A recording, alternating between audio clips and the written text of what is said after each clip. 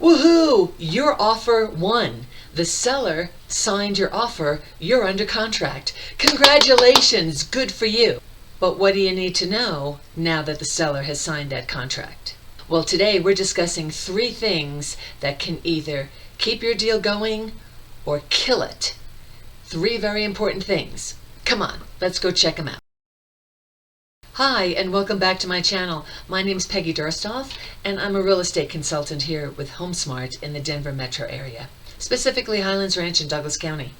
And today we're discussing 3 things you need to be very aware of once the seller has signed your contract. These 3 things could keep your deal going or cause you to say, we're not moving further, we're terminating. So let's get started. Number 1, earnest money. You'll need to get your earnest money deposit delivered to whoever's holding it, which is listed in your contract, by what we call the alternative earnest money deadline. Here in Colorado, especially in the Denver metro area, most of the time it's a title company, and you would have that name in your contract. And you would also have the form that your earnest money is going to take, also listed in your contract. So it would be either wired in, or a personal check, or a cashier's check with the title company's name on it.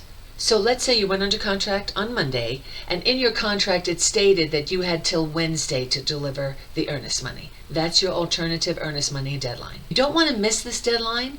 This is very important because should you miss the deadline, it could be seen as the buyer being in default, and the seller technically would be entitled to go after the buyer under the default provisions in the contract. So talk with your agent and make sure that gets done. Number 2 is ordering your inspections. The first 10 days of your contract is usually what we call your due diligence time frame. It takes a full 10 days, and at this time you're requesting the seller to give you any documentation they have about the home. Maybe there's warranties on the roof or warranties on some of the inclusions. Maybe they did plans to have the basement redone. Maybe they had an insurance claim because of hail damage to the roof. You would want to see all this documentation, and at the same time you would want to order your inspections. It's kind of like buying a new car. The car looks nice on the outside, but then you have to lift up the hood. And it's the same thing with the house. You've seen the home, you've walked through it, before you made your offer, the seller accepted it, and now you get to look at everything in the home. All the systems, like your electrical, your plumbing, all of the inclusions, like any appliances that are going with the home. Your inspector will look through all of those. Here in Colorado, you might also want to consider a radon test or a sewer scope, or both. The purpose of these inspections is to make sure you're knowledgeable about the home that you're purchasing and you're comfortable with its condition. You also want to address any major issues. Should there be a major health and safety issue, you would want to possibly address that with the seller. Or on the flip side, you may discover something that you say, I can't live here. I can't do this. In which case then you would have the right to terminate based upon inspection. You would get your earnest money back, and of course the seller would get the house back. Number 3, don't buy anything on credit.